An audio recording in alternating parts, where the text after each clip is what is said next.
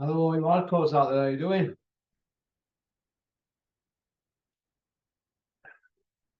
Ross here from Porky's Corner, the biggest gob in sport.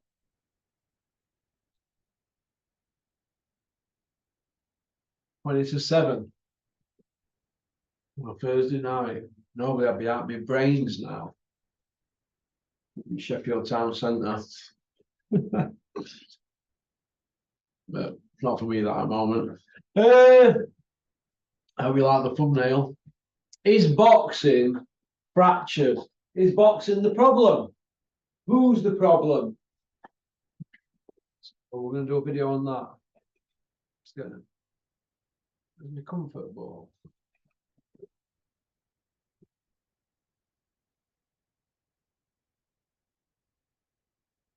Well, I used to have a comfort ball when I was a kid. I'm like a big kid, aren't I? Right, is boxing the problem? I don't know, really.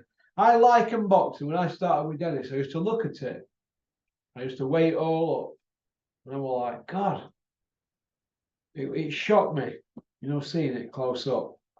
And I liken it to this industrial estate here, where we get like these big factories here, and then we get the little ones over there. And boxing's like that, isn't it? You get, Bricktop's lot, you get Eddie Hill's lot, you get MTK, Hennessy, McGuigan's, then you get your small fry, don't you? Like Dennis, Big Ron, your Steffi Bulls, Carl Greaves, Steve Goodwin, Steve Woods, all them sort of guys. But it's like a bit like a merry-go-round, isn't it? Snakes and ladders.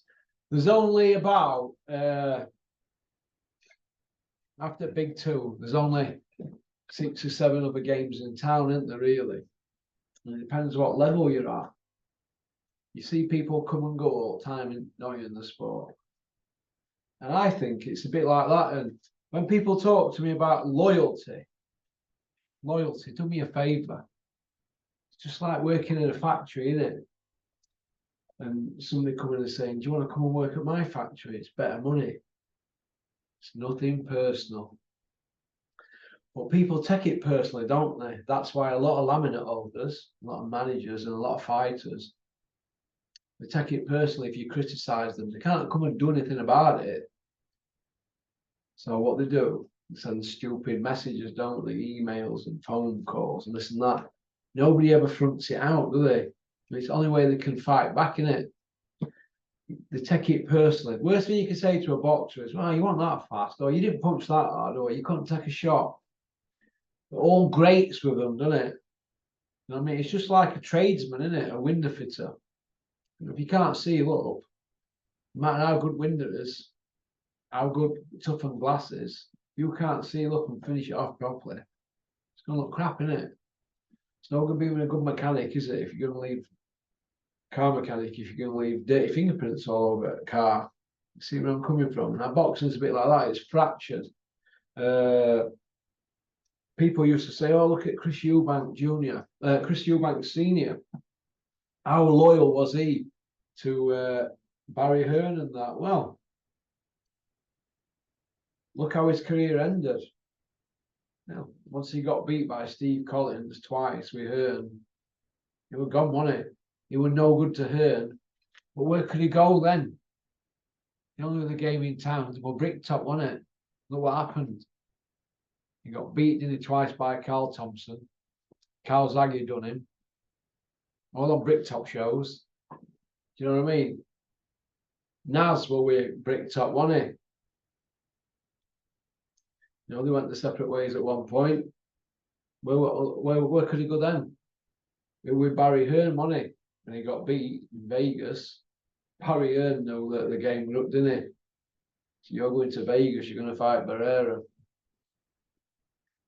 They're the only games in town, weren't they? And the list is endless, isn't it? Ricky Hatton declaring his undying love for his man Bricktop when he beat Costa Zoo. But what happened? Not long after that, he was driving down motorway to sign for Barry Hearn. Whatever happened to his undying love for Bricktop? Where were undying love? Weren't they, were it? You know, and what happened? Don't wait out time to sign for them.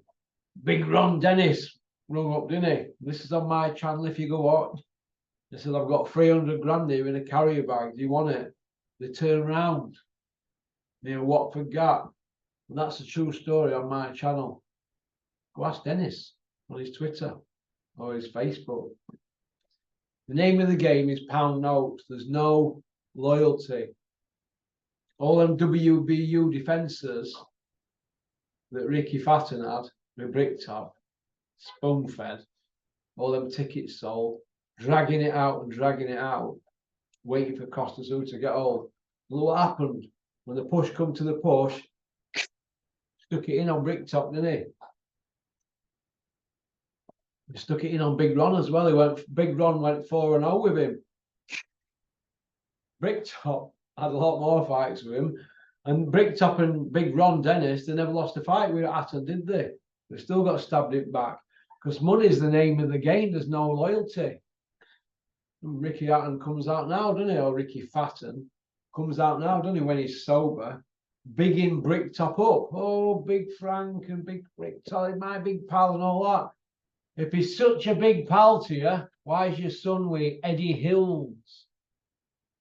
Hey? Why is your son with Eddie Hearn? Why is that? Bricktop's such this fantastic guy. Why? You were at Dennis's a few months ago, weren't you, in Jersey? Dennis is a great guy and all that. An evening with Ricky Fatten at Dennis's place in Jersey. Nice lump of dough. Dennis is a great guy. Well, why is your son not with Dennis then? You didn't lose a fight with him when you were with him. Don't talk about loyalty, Bricky. Jesus. You know what I mean? Eubank. Right across the street, only when there's nowhere else to go. Eubank had to go cap in hand though to Bricktop, didn't he? You know what I mean? Frank Bruno started with Terry Lawless and Mickey Duff. He ended up with Bricktop and Hearn and Bricktop. Merry-go-round, didn't it? Frank delivered for him though, didn't he, Frank Warren? Well, the others couldn't get it over the line, could they? Managed to get him Oliver McCall fight. He ended up a world champion. So well done to Frank Bruno and well done to Bricktop. But there's no loyalty. You can go on forever and ever and ever. Which brings me to Nige. Oh, Nige.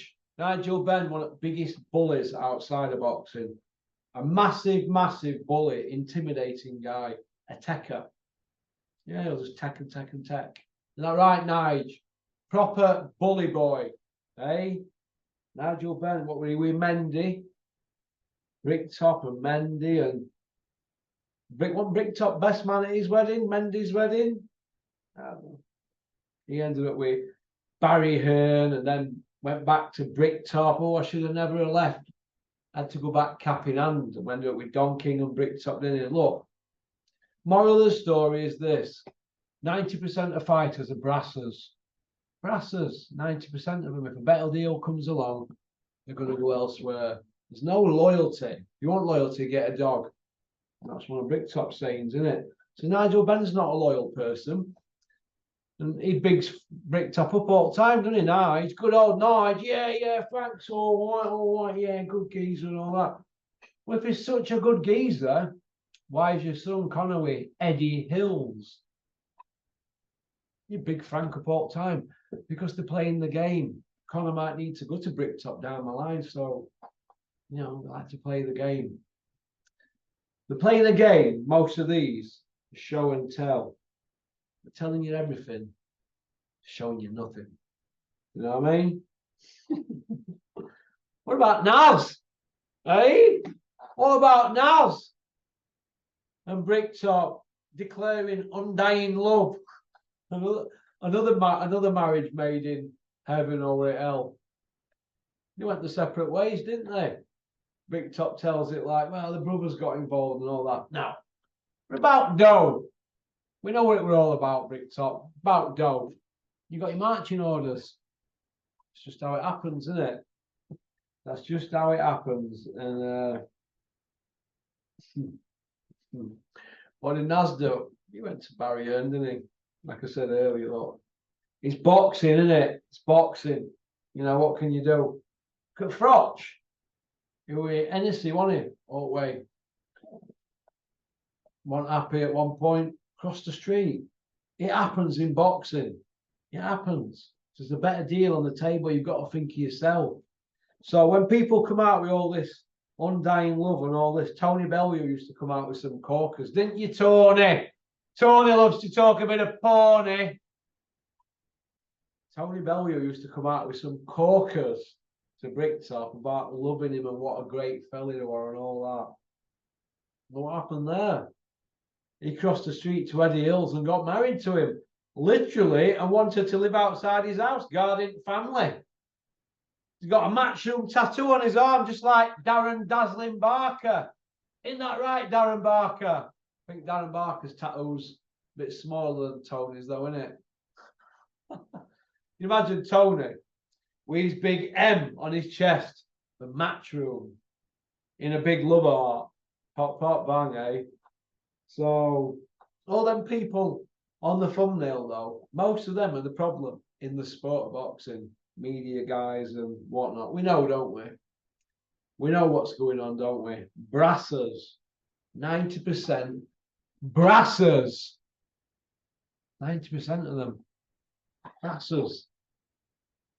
So I just like to correct a few things when people speak to me about loyalty in the sport of boxing. There is no loyalty.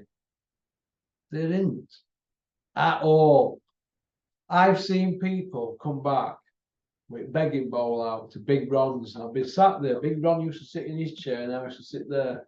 And he used to say, they're going to be here in 15 minutes. So don't you be bouncing about and keep a straight face. So I'd sit there and be like that. True story. I've seen Chris Medley. We've all sat and seen him come in. They've come back. You were always the man, Dennis. You were always the man. We should have stayed with you all them years ago. It's just utter knackers. And then people know who they are, don't you? Brassers in front of my eyeballs telling me what's right and wrong about what I should do in my life. And then I see that. Yeah. I've took loads of drugs. Drugs were my mates for years. I took it to edge. Nobody could get down the neck or up the nose what I took. I used to sleep with piles of them. I thought it was fantastic. So I missed out on it in my youth. But now I know it's wrong, isn't it? But I don't brass myself off like that. Yeah. So I just want to point that out about loyalty and what is the problem in the sport of boxing. It's the people in it. That's the problem. The people in it. Greed. Reaches inside you, greed. Reaches right inside you. No. Okie dokie. We get on there. Bit of sea bass. Small portion of sea bass with asparagus in a blender. How bad's that? Okie dokie. All right, peace out.